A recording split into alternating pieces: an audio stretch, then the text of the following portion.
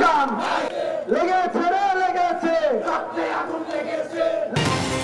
আওয়ামী লীগ নিষিদ্ধের দাবিতে আজও উত্তাল শাহবাগ, দাবি আদায়ে অনড় ছাত্র জনতা, বিকেলে সারা দেশে গণজমায়েত।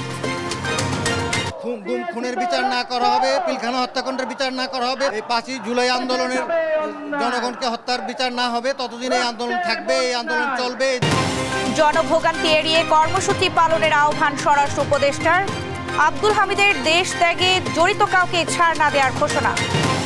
বিকেলে চট্টগ্রামের পোলো গ্রাউন্ডে বিএনপি তারুণ্যের সমাবেশ, দলে দলে আসছেন নেতাকর্মীরা, বক্তব্য রাখবেন কেন্দ্রীয় নেতারা। সব নাগরিকের অধিকার রক্ষায় জাতীয় সনদ হবে বললেন আলী রিয়াজ, পার্বত্য 3 জেলায় স্বায়ত্তশাসন দাবি ইউপিডিএফ এ।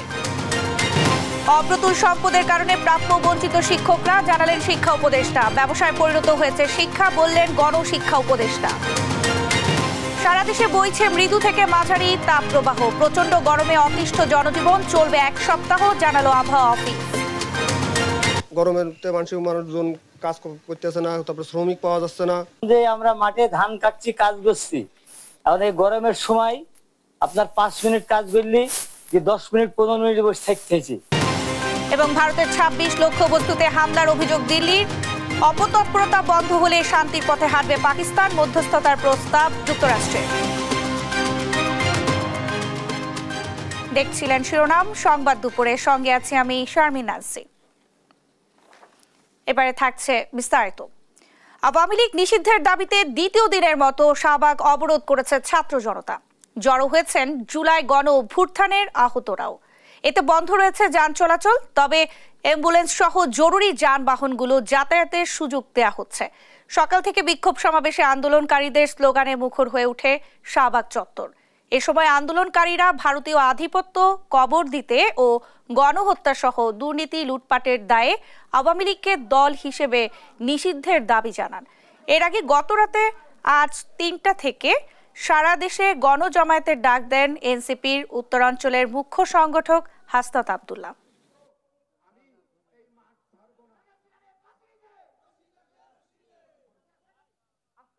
খুনি হাসিনার আওয়ামী লীগকে বাংলা রাজনীতি থেকে নিষিদ্ধ করতে হবে এবং অবিলম্বে জুলাই ঘোষণাপত্র ঘোষণা করতে হবে। এত বড় ফ্যাসিস্ট সরকারকে বাংলাদেশ থেকে বিতাড়িত করতে পেরেছি, পালিয়ে যেতে বাধ্য করতে পেরেছি, সেই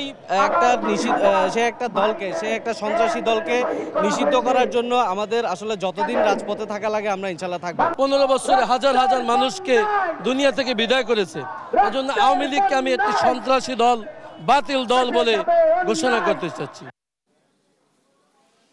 আওয়ামী লীগকে নিষিদ্ধের দাবিতে সকাল থেকে চলছে শাহবাগ ব্লকেড। এতে বন্ধ রয়েছে সব ধরনের যানবাহন চলাচল। বিকেলে 3টায় শুরু হবে গণজমায়েত। এ নিয়ে আরো জানাতে সরাসরি যুক্ত হচ্ছেন সহকর্মী ফাহিম ইউসুফ। ফাহিম, কর্মসূচিতে উপস্থিতি কেমন দেখছেন? নেতারা গণজমায়েতে এসেছেন কিনা, কি বলছেন তারা? বিস্তারিত জানাবেন। আমরা এখন রাজধানীর শাহবাগে রয়েছি। শাহবাগে যে অবস্থান কর্মসূচি চলছে, এটা সর্বশেষ পরিস্থিতি যদি আপনাকে দেখাতে চাই, এই মুহূর্তে শাহবাগের যে শাহবাগ মোড়টি রয়েছে, সেই শাহবাগ মোড়ে কিন্তু গণজমায়েতের জন্য ছাত্র জনতার একটি অংশ দেখতে পাচ্ছি এবং তারা সকাল থেকে এখানে অবস্থান নিচ্ছিলেন এবং তাদের সাথে কথা বলে আমরা যেটি জানতে পেরেছি, তারা মূলত 3 দফা যে দাবি উত্থাপন করা হয়েছে, সেই 3 দফা দাবির বাস্তবায়নে তারা এখানে আন্দোলনটি চলমান রেখেছে। তাদের যে মূলত দাবিগুলোর ছিল যে আওয়ামী লীগকে নিষিদ্ধ করা, প্রধানত সে আওয়ামী লীগ নিষিদ্ধের দাবিতেই তারা এখানে এই আন্দোলনটি চলমান রেখেছে এবং তারা বলছেন যে যতক্ষণ না পর্যন্ত আওয়ামী লীগ নিষিদ্ধ হচ্ছে ততক্ষণ পর্যন্ত তারা এখানে অবস্থান করবেন এবং শাহবাগ যে চত্বরটি রয়েছে আশপাশের সড়ক ব্লক করে দিয়ে তারা মূলত এই আন্দোলন চালাচ্ছে, গণ অবস্থান কর্মসূচি চালাচ্ছে। এছাড়া তারা আমাদেরকে জানাচ্ছিলেন যে আওয়ামী লীগের যে বিচারের জন্য আন্তর্জাতিক অপরাধ ট্রাইব্যুনালে একটি ট্রাইব্যুনাল গঠন করে এর বিচারিক সমাধান করার বিষয়টি ছিল তাদের 2 নম্বর যে দফা সেটি। এছাড়া তারা বলছিলেন যে জুলাই অভ্যুত্থানে যে শক্তি রয়েছে তাদের প্রধান যে দাবি যে একটি জুলাই সনদ তৈরি করা, সেই জুলাই সনদের জন্য তারা মূলত এখানে আন্দোলন করছেন। তাদের এই 3টি দাবি যতক্ষণ না বাস্তবায়ন হচ্ছে তারা এখানে যেমনটি অবস্থান কর্মসূচি চালিয়ে যাবেন। পাশাপাশি তারা আমাদেরকে বলছিলেন যে এই গণ অবস্থান কর্মসূচিতে ছাত্র জনতার পাশাপাশি সকল ধর্মবর্ণের মানুষ এবং রাজনৈতিক ও অরাজনৈতিক যে সংগঠনগুলো রয়েছে তাদের প্রতি তারা একটি আহ্বান জানিয়েছিলেন। সে আহ্বানে সাড়া দিয়ে কিন্তু অনেক রাজনৈতিক দল ইতোমধ্যেই এখানে অবস্থান কর্মসূচি পালন করছেন। প্রায় 40 ঘন্টা ধরে কিন্তু এই অবস্থান কর্মসূচি চলছে। এর আগে যমুনাতে ছিল, সেখান থেকে এখন শাহবাগে যে অবস্থান কর্মসূচি সেটি চলমান রয়েছে। তো এই কর্মসূচির যে মূল লক্ষ্য সেটি আওয়ামী লীগকে নিষিদ্ধ করা, পাশাপাশি তাদের যে অঙ্গ সংগঠনগুলো রয়েছে তাদেরকে নিষিদ্ধ করা এবং তাদের যে বিচার সেই বিচারের আওতায় আনা।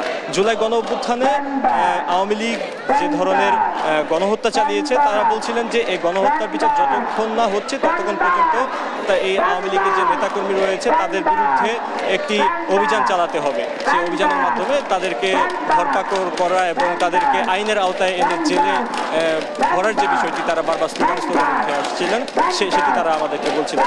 পাশাপাশি তারা কিন্তু যে সমস্ত দল এখনো তাদের যে আহ্বান রয়েছে সেই আহ্বানে সাড়া দেয়নি, তাদেরকে তারা আহ্বান জানাচ্ছেন যে বলছেন যে যত দ্রুত সম্ভব এখানে যে জুলাই অভ্যুত্থানের শক্তি রয়েছে এই জুলাই অভ্যুত্থানের শক্তিকে সকলকে এক হওয়ার আহ্বান জানাচ্ছে এবং ইসলামী দল সহ কিন্তু অন্যান্য দল এখানে তাদের সাথে একাত্মতা পোষণ করেছে। এছাড়া এই দুপুর 3টা থেকে কিন্তু শুরু করার কথা রয়েছে। জুলাই যে মঞ্চ সেটি ইতোমধ্যেই তৈরি করা হয়েছে এবং তারা দুপুর 3টা থেকে পুরোদমে যে গণ অবস্থান কর্মসূচি সেটি শুরু হবে। এই ছিল শাহবাগ মোড় থেকে সর্বশেষ। ফাহিম, আপনাকে ধন্যবাদ। দর্শক, আওয়ামী লীগ নিষিদ্ধের দাবিতে শাহবাগ ব্লকের চলছে। আমাদের সহকর্মী সেখানে আছেন ফাহিম ইউসুফ। এদিকে জনভোগান্তি এড়িয়ে কর্মসূচি পালনে সবার প্রতি আহ্বান জানিয়েছেন স্বরাষ্ট্র উপদেষ্টা জাহাঙ্গীর আলম চৌধুরী। শনিবার সকালে হযরত শাহজালাল আন্তর্জাতিক বিমানবন্দর পরিদর্শন শেষে এ আহ্বান জানান তিনি। বলেন, সাবেক রাষ্ট্রপতি আব্দুল হামিদের দেশ ত্যাগে আরও কারো গাফলতি থাকলে তাদের বিরুদ্ধেও ব্যবস্থা নেওয়া হবে। এ সময় ইন্টারপোলের মাধ্যমে শেখ হাসিনাকে ফেরতের চেষ্টা চলছে বলেও জানান তিনি। তৌফিক মাহমুদ মুন্নার রিপোর্ট। ছাত্র জনতার গণ অভ্যুত্থানে আওয়ামী লীগ সরকার পতনের 9 মাস পর বুধবার দিবাগত রাত 3টা 5 মিনিটে থাই এয়ারওয়েজের একটি ফ্লাইটে দেশ ছাড়েন সাবেক রাষ্ট্রপতি আব্দুল হামিদ। এরপর এ নিয়ে শুরু হয় আলোচনা সমালোচনা, বিক্ষোভে ফেটে পড়ে পুরো দেশ। শনিবার সকালে হযরত শাহজালাল আন্তর্জাতিক বিমানবন্দর পরিদর্শনে আসেন স্বরাষ্ট্র উপদেষ্টা জাহাঙ্গীর আলম চৌধুরী। পরিদর্শন শেষে কথা বলেন গণমাধ্যমের সঙ্গে। জানান, আব্দুল হামিদের দেশ থেকে ঘটনায় দোষী কাউকে ছাড় দেওয়া হবে না। এই পরিস্থিতির জন্য যারা দায়ী এই জন্য কিন্তু আমি কয়েকজন আপনারা জানেন যে করা হয়েছে, সাসপেন্ড করা হয়েছে, কাউরে অ্যাটাচ করা হয়েছে এবং একটা ইনকোয়ারি কমিটি করা হয়েছে। ইনকোয়ারি কমিটিতে মনে হয় 3 দিন কার্য দিবসের ভিতরে তাদের রিপোর্টটা সাবমিট করতে বলা হয়েছে এবং ওই রিপোর্ট সাবমিট করার পরেই যারা এটার জন্য দোষী তাদের এগেস্টে আইনানুগ ব্যবস্থা নেওয়া হবে। ইন্টারপোলের মাধ্যমে শেখ হাসিনাকে দেশে ফিরিয়ে আনার চেষ্টা চলছে বলে জানান স্বরাষ্ট্র উপদেষ্টা। এ সময় জনদুর্ভোগ সৃষ্টি না করে আন্দোলন কর্মসূচি পালনের আহ্বান জানান তিনি। ইন্টারপোলের মাধ্যমে আমরা তো চেষ্টা করতেছি। অনেক তো জানেন যে এইটা তো ইন্টারপোল তো আর আমার কথার সাথে সাথে তো কাজ করবে না। সাধারণ মানুষের যেন দুর্ভোগ না হয় এই জন্য কিন্তু আপনারও ব্যবস্থা করতে, সবাইকে কিন্তু আপনারও সচেতন করতে পারেন। সবারই দাবি দাওয়াটা যদি রাস্তা ছেড়ে এমন জায়গায় করে যেখানে জনগণের ভোগান্তি না হয় ওই জায়গায় করতে পারলে সবচেয়ে ভালো। এই ব্যাপারে সবচেয়ে বেশি আপনারা আমাদের সাহায্য করতে পারেন। যারা তাদের দাবি দাওয়াগুলি আমি অযৌক্তিক কারো বলবো না, তাদের যদি যৌক্তিক দাবি থাকে প্রপার জায়গায় করলে সবচেয়ে ভালো। এখন দেখছেন যে তারা কিন্তু প্রথমে এক জায়গায় যেখানে বলার পরে তারা কিন্তু শিফট করে গেছে অন্য জায়গায়। এখন ওই জায়গায় তো কিছুটা জনভোগান্তি হচ্ছে, তারপরে ওনারা কিন্তু ওই অ্যাম্বুলেন্স এবং গাড়ি ঠাড়ি যাওয়ার জন্য কিন্তু এরা সুযোগ করে দিচ্ছে। সাবেক রাষ্ট্রপতি বিদেশ যাত্রার ঘটনায় 3 সদস্যের তদন্ত কমিটি করার কথাও জানান স্বরাষ্ট্র উপদেষ্টা। তৌফিক মাহমুদ মুন্না, দেশ টিভি, ঢাকা। চট্টগ্রামে অনুষ্ঠিত হচ্ছে তারুণ্যের রাজনৈতিক অধিকার প্রতিষ্ঠার সমাবেশ। এরই মধ্যে খণ্ড খণ্ড মিছিল নিয়ে জড়ো হচ্ছেন নেতাকর্মীরা। বিএনপির 3 সংগঠন, ছাত্রদল, যুবদল ও স্বেচ্ছাসেবক দলের আয়োজনে সমাবেশটি শুরু হবে বেলা 3টায়। চট্টগ্রামের পোলো গ্রাউন্ডে এই সমাবেশের প্রধান অতিথি হিসেবে উপস্থিত থাকবেন বিএনপির মহাসচিব মির্জা ফখরুল ইসলাম আলমগীর। তীব্র রোদ আর গরম উপেক্ষা করে দলে দলে আসছেন সংগঠনটির কুমিল্লা ও চট্টগ্রাম বিভাগের 3 সংগঠনের নেতাকর্মীরা। আয়োজকরা জানান, রাজনৈতিক অধিকার বঞ্চিত তরুণ প্রজন্মের ভোটাধিকার আদায় সহ ভবিষ্যৎ বাংলাদেশ গড়ার নীতি নির্ধারণে তরুণ প্রজন্মের সম্পৃক্তির উদ্দেশ্যেই এই আয়োজন। তরুণরা তার প্রথম ভোটটি দিতে চায়, যে যেই বয়সের মাপকাঠিতে গিয়ে পৌঁছাক, এবং সে চায় তার ভোটের মাধ্যমে যে জনপ্রতিনিধি নির্বাচিত হবে তারা রাষ্ট্র পরিচালনার দায়িত্ব নেব। এই যে প্রথম ভোটের আকাঙ্ক্ষা, এটি কিন্তু সবার মধ্যে আছে। এই ভোটটি যত দ্রুত বাস্তবায়ন হবে, তত তরুণদের এই স্বপ্ন এবং সম্ভাবনাগুলো বাস্তবায়ন হবে বলে আমরা বিশ্বাস করি। তারুণ্যের যে রাজনৈতিক অধিকার এতদিন যেটা ছিল না, সেটাকে পুনঃপ্রতিষ্ঠিত করার জন্য আমরা তরুণদেরকে ঐক্যবদ্ধ করতে যাচ্ছি। একই সাথে দেশ গঠনে বা দেশ পরিচালনায় তরুণরা যেন আরো জোরালো ভূমিকা রাখতে পারে, সেই প্রচেষ্টাই আমরা করব। দর্শক, যেমনটি বলছিলাম, চট্টগ্রামে অনুষ্ঠিত হচ্ছে বিএনপি ছাত্রদল এবং যুবদলের আয়োজনে তারুণ্যের রাজনৈতিক অধিকার প্রতিষ্ঠার সমাবেশ। সেখানকার পরিস্থিতি জানাতে সরাসরি যোগ দিচ্ছেন সহকর্মী সাইফুল রিপন। সাইফুল, সমাবেশ ঘিরে নেতাকর্মীদের সমাগম ও প্রস্তুতি কেমন দেখছেন, বিস্তারিত জানাবেন। তীব্র রোদ এবং গরম উপেক্ষা করে ইতিমধ্যেই কিন্তু বহু নেতাকর্মী এই সমাবেশ স্থলে এসেছেন। তবে এই সমাবেশের মঞ্চ থেকেই কিন্তু বলা হচ্ছে যে নেতাকর্মীরা যাতে অসুস্থ হয়ে না পড়েন। বেলা 3টায় যেহেতু সমাবেশ শুরু হওয়ার কথা, প্রত্যেককেই কিন্তু নিজ দায়িত্বে নিরাপদ জায়গায় যাতে এই তীব্র গরমে তারা অসুস্থ হয়ে না পড়েন, তার জন্য কিন্তু নিরাপদ জায়গায় অবস্থান নিতে বলা হয়েছে। এবং বেলা 3টা নাগাদ যেই সমাবেশ শুরু হবে, 3টার ঠিক আগ মুহূর্তেই এই পলো গ্রাউন্ড যে মাঠে সমাবেশের আয়োজন করা হয়েছে, সেই সমাবেশের মাঠ নেতাকর্মীদের উপস্থিতিতে কানায় কানায় পূর্ণ হয়ে যাবে বলে প্রত্যাশা করছেন এখানকার নেতারা। এবং আয়োজকদের সাথে আমরা কথা বলে যতটুকু জানতে পেরেছি, যেই বিভাগীয় সাংগঠনিক বিভাগগুলোতে যে সমাবেশের আয়োজন আজকের, এটি হচ্ছে প্রথম আয়োজন। এই আয়োজনের মধ্য দিয়ে আসলে তরুণ প্রজন্মের রাজনৈতিক অধিকার প্রতিষ্ঠায় কোন বার্তা দিতে চায় সেই বিষয়টি জানতে চাইব যুবদলের সভাপতি আব্দুল মোনায়েম মুন্নার কাছ থেকে, যে আপনারা এই সমাবেশের মধ্য দিয়ে কি বার্তা দিতে চাচ্ছেন। দেখেন, আমাদের বার্তা কিন্তু স্পষ্ট, জনগণকে তাদের সাংবিধানিক অধিকারকে দ্রুত ফিরিয়ে দিতে হবে।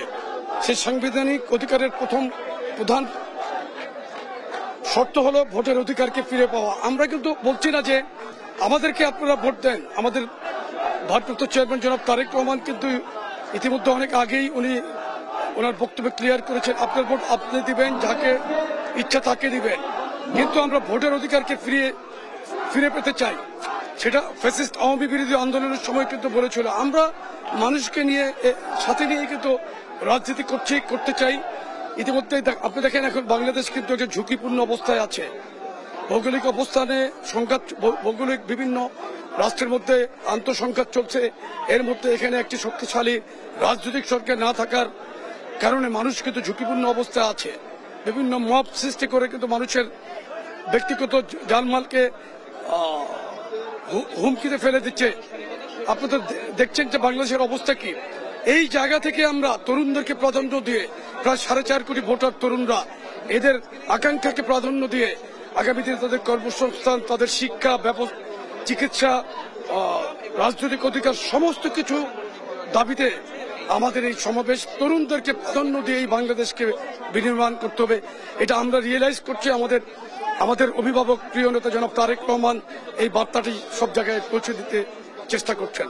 অসংখ্য ধন্যবাদ আপনাকে। আমি এই মুহূর্তে জানতে চাইব, যুব দলের কেন্দ্রীয় সহ সভাপতি রেজাউল করিম পল রয়েছেন, তার মাধ্যমে জানতে চাইব যে এই সমাবেশগুলোতে তরুণদের অংশগ্রহণ কতটুকু স্বতঃস্ফূর্ত ভাবে আপনারা দেখছেন।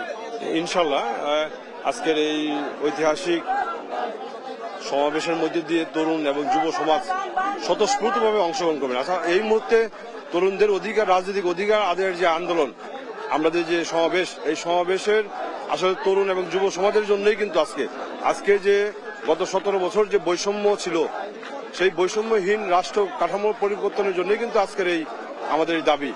সেই অবস্থার জন্য আজকের এই সমাবেশে আমি বিশ্বাস করি যে আজকের এই বীর চট্টলার সমস্ত যুব সমাজ, তরুণ সমাজ এখানে উপস্থিত হয়ে আমাদের যে যুব সমাজের অধিকার আদায়ের যে আন্দোলন, এই অধিকার আন্দোলনের যেটা আমরা ফ্যাসিস্ট সরকারের পতন হয়েছে কিন্তু আমাদের কাঙ্ক্ষিত লক্ষ্যে পৌঁছতে পারিনি, সেই কাঙ্ক্ষিত লক্ষ্যে আমরা ইনশাল্লাহ আমাদের বিভিন্ন দাবি দেওয়া, বিশেষ করে আমাদের মৌলিক অধিকার, সেই অধিকার আমরা আদায় করতে পারবো ইনশাল্লাহ। অসংখ্য ধন্যবাদ আপনাকে। বেলা 3টায় কিন্তু এই সমাবেশটি আনুষ্ঠানিকভাবে অনুষ্ঠিত শুরু হওয়ার কথা রয়েছে এবং সেখানে প্রধান অতিথি হিসেবে বক্তব্য রাখবেন বিএনপি মহাসচিব মির্জা ফখরুল ইসলাম আলমগীর। ন্যান্সি। সাইফুল, আপনাকে ধন্যবাদ।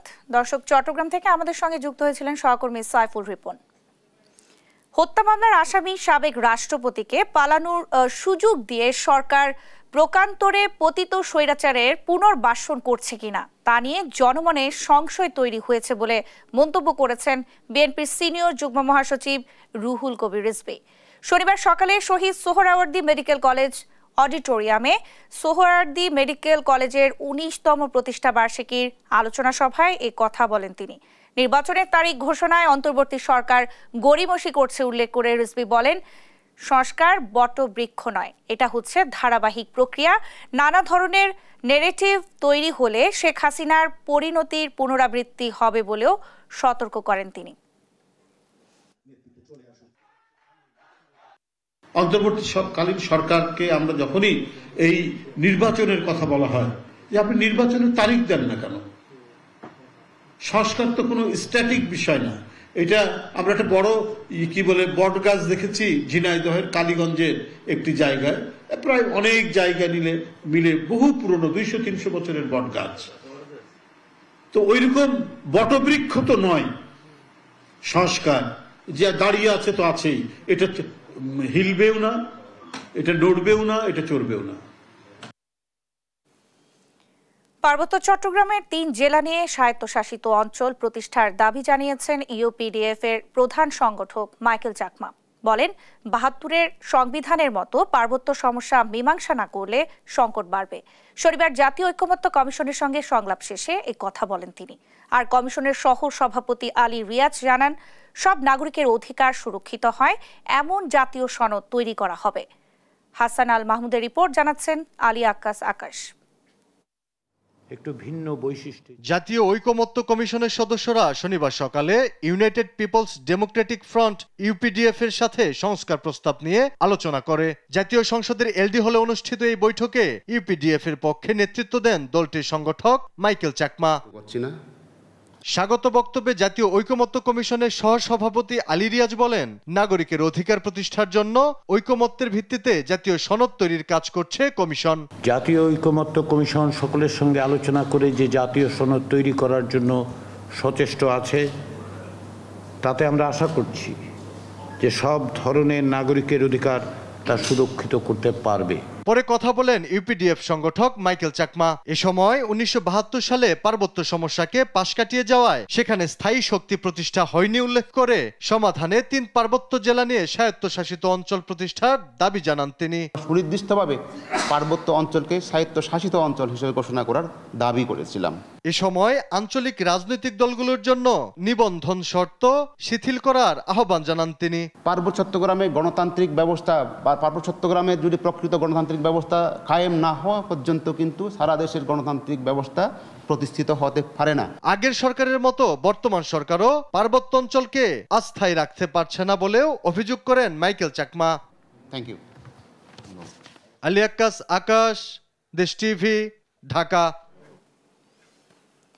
দেশের সম্পদের অপ্রতুলতার কারণে শিক্ষকদের প্রাপ্য সম্মানী দেওয়া যাচ্ছে না বলে জানিয়েছেন শিক্ষা উপদেষ্টা ডক্টর সিয়ার আবরার। শনিবার দুপুরে জাতীয় প্রাথমিক শিক্ষা সপ্তাহ উদ্বোধন অনুষ্ঠানে এই কথা বলেন তিনি। আর প্রাথমিক ও গণশিক্ষা উপদেষ্টা ডাক্তার বিধান রঞ্জন রায় পোদ্দার বলেছেন, শিক্ষা একটি মুনাফার ক্ষেত্রে পরিণত হয়েছে, তাই সুশিক্ষা থেকে বঞ্চিত হচ্ছে মানুষ। মোহাম্মদ আলাউদ্দিনের রিপোর্ট। রাজধানীর মিরপুরে প্রাথমিক শিক্ষা অধিদপ্তরে প্রাথমিক শিক্ষা পদক 2024 প্রদান এবং জাতীয় প্রাথমিক শিক্ষা সপ্তাহ 2025 উদ্বোধন করা হয়। অনুষ্ঠানে শিক্ষা উপদেষ্টা ডক্টর সিআর আবরার বলেন, সম্পদের অপ্রতুলতার কারণে শিক্ষকদের প্রাপ্য মজুরি দিতে পারছে না সরকার। শিক্ষকদের দায়িত্ব পালন এবং তাদের মর্যাদা রক্ষায় সবাইকে ভূমিকা রাখার আহ্বানও জানান তিনি। নানান রকমের সীমাবদ্ধ সম্পত্তি সীমাবদ্ধতা রয়েছে। খালি মুখে যদি বলি শিক্ষকদের দায়িত্ব পালন করা উচিত, কিন্তু সেই দায়িত্ব পালনের সাথে অন্যান্য যে তাদের মর্যাদার বিষয়টা যদি আমরা আত্মস্থ না করি এবং সেই হিসেবে যদি দায়িত্ব পালন না করি, তাহলে কিন্তু সেটা হবে না। আর সুন্দর দেশ গড়তে শিক্ষার মাধ্যমে ঐকমত্য জরুরি বলে জানান প্রাথমিক ও গণশিক্ষা উপদেষ্টা ডাক্তার বিধান রঞ্জন রায় পোদ্দার। বলেন, শিক্ষা ব্যবসায় পরিণত হওয়ায় সুশিক্ষা নিশ্চিত করা যাচ্ছে না। সুন্দর দেশ গড়তে হয়, উপযুক্তভাবে একটা শক্তিশালী দেশ গড়ে তুলতে হয়, তাহলে সবচেয়ে বেশি প্রয়োজন এই দেশের জনগণের মধ্যে মিনিমাম কতগুলো বিষয়ে একটা ঐক্যমত্য। এই ঐক্যমত্য তৈরি হয় কিভাবে? শিক্ষার মাধ্যমে তৈরি হয়। শিক্ষা একটা মুনাফার ক্ষেত্র হয়ে উঠছে এবং এই দুইটা বিষয় হচ্ছে গিয়ে আমাদের শিক্ষার উন্নতি না হওয়ার সবচেয়ে গুরুত্বপূর্ণ কারণ। অনুষ্ঠানে প্রাথমিক শিক্ষার্থীদের অংশগ্রহণে বিতর্ক প্রতিযোগিতায় বিজয়ী শিক্ষার্থীদের হাতে পুরস্কার তুলে দেওয়া হয়। মোহাম্মদ আলাউদ্দিন, দেশ টিভি, ঢাকা। আয়কর নথিতে নিট সম্পদ দেখিয়েছেন মাত্র 4 কোটি টাকা, অথচ তিনি কয়েকশো কোটি টাকার মালিক। বলছি সড়ক ও জনপথ অধিদপ্তরের অতিরিক্ত প্রধান প্রকৌশলী জাহাঙ্গীর আলমের কথা। সবশেষ মাতারবাড়ি কেন্দ্রের প্রকল্প পরিচালক হওয়ার পর বিদ্যুৎ গতিতে বেড়েছে তার সম্পদের পরিমাণ। তার দুর্নীতির বিরুদ্ধে স্বৈরাচার আমলের তদন্ত হলেও তা ধামাচাপা দিয়েছেন বারবার। এবার দুদকের তদন্তে বেরিয়ে এসেছে দুর্নীতির ভয়াবহ চিত্র। ফজলে আদিত্যের বিশেষ প্রতিবেদন।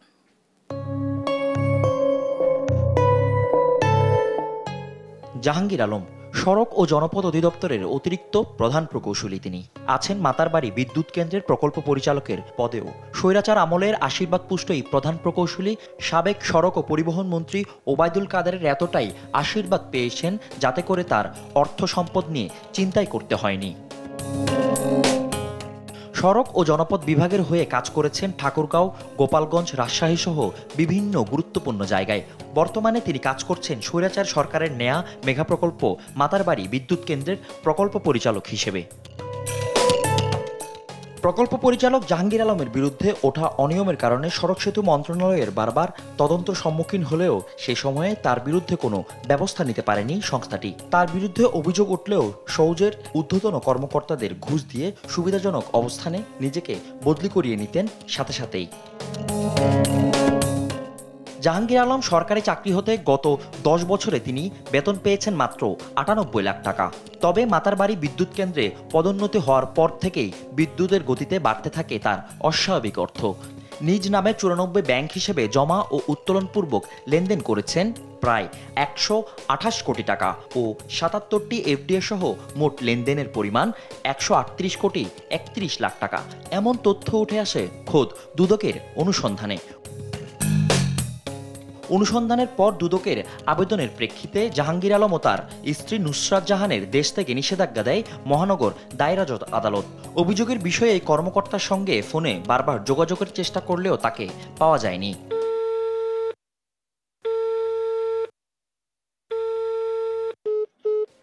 এমন অস্বাভাবিক অর্থের উৎস গোপন করে লেনদেন দুদক আইন 2004 এবং মানি লন্ডারিং প্রতিরোধ আইন 2012 এর 4 ধারায় শাস্তিযোগ্য অপরাধ।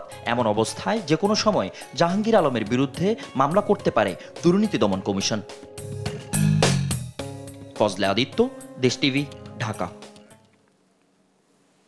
তীব্র তাপ প্রবাহে বিপর্যস্ত দেশের জনজীবন। শহর থেকে গ্রাম, মাঠ থেকে কারখানা সবখানেই গরমের তীব্রতা ছড়িয়েছে। আজ দেশের সর্বোচ্চ তাপমাত্রা 41.2 ডিগ্রি রেকর্ড করা হয়েছে চুয়াডাঙ্গায়। আর রাজধানী ঢাকা সহ বেশিরভাগ জেলায় 40 ডিগ্রি ছুঁই ছুঁই করছে। এতে সবচেয়ে বেশি বিপাকে পড়েছেন শ্রমজীবীরা। টানা 1 সপ্তাহ এমন তাপমাত্রা অব্যাহত থাকার পূর্বাভাস দিয়েছে আবহাওয়া অফিস। জানাতুল মোহনাকে সঙ্গে নিয়ে অঙ্কন চৌধুরী রিপোর্ট। তীব্র তাপে পুড়ছে সারা দেশ। গেল কয়েকদিন ধরে দেশের বিভিন্ন অঞ্চলে বেড়েই চলছে তাপমাত্রা। শনিবার দুপুরে চুয়াডাঙ্গার তাপমাত্রা ছাড়িয়ে যায় 41 ডিগ্রিতে। সেই সঙ্গে 40-এর কাছাকাছি উঠেছে বেশিরভাগ জেলা। এদিন ঢাকায় তাপমাত্রা পারদ ওঠে 39 ডিগ্রির উপরে। সেই সঙ্গে রাজশাহী, খুলনা, ময়মনসিংহ, রংপুর সব অঞ্চলেই ছড়ায় উত্তাপ। গরমের তীব্রতায় শহরের রাস্তা থেকে শুরু করে গ্রামের মাঠ পর্যন্ত মানুষ পড়েছে চরম ভোগান্তিতে। তাপের তীব্রতা কমাতে নগরীর সড়ক জুড়ে ছেটানো হচ্ছে পানি। এতে সাময়িক স্বস্তি এলেও কমছে না উত্তাপ। বিশেষ করে শ্রমজীবী মানুষের কাজে পড়েছে বিপদ। আমরা মাঠে ধান কাটছি, কাজ করছি। এখন এই গরমের সময় আপনার 5 মিনিট কাজ করলি যে 10 মিনিট 15 মিনিট বসে থাকতেছি।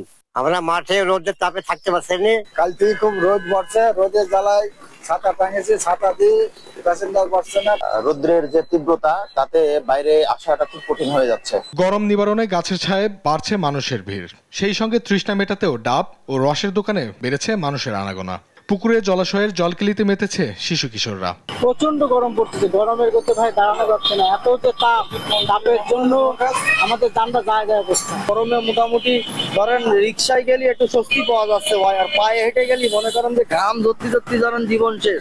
আবহাওয়াবিদরা বলছেন আগামী 1 সপ্তাহ চলবে এমন তাপদাহ। এ সময় তাপমাত্রা থাকবে 42 ডিগ্রির আশেপাশে। পরের সপ্তাহে তাপমাত্রা কমে আসার সম্ভাবনা রয়েছে। টোটাল 1 সপ্তাহ কিংবা 7 থেকে 10 দিনের মধ্যে মোটামুটি সারা দেশ হিটে মুক্ত হতে পারে যদি বৃষ্টিটা কন্টিনিউ করে। কারণ 12 তারিখ থেকে যে বৃষ্টিটা শুরু হবে সেটা হয়তো আস্তে আস্তে বিস্তৃতি লাভ করতে পারে। প্রথম দিনের যে বৃষ্টিটা হবে 12 তারিখের কাছাকাছি সময়, সেটা তাপমাত্রা 1 থেকে কয়েক ডিগ্রি কমে আসতে পারে। বৃষ্টি যদি কালকেও হয় তো কালকে হিটআপটা কমবে না, হয়তো 2-3 দিন আরও সময় লাগতে পারে 36 বা তার আশেপাশে চলে আসতে। তো পুরোপুরি স্বস্তিদায়ক আবহাওয়া আসতে কমপক্ষে 1 সপ্তাহ বা তার আশেপাশে সময় লাগতে পারে। আবহাওয়া অনুকূলে না আসা পর্যন্ত সবাইকে সাবধানতা অবলম্বন ও স্বাস্থ্যবিধি মেনে চলার আহ্বান স্বাস্থ্য বিভাগের। নিউজ ডেস্ক, দেশ টিভি।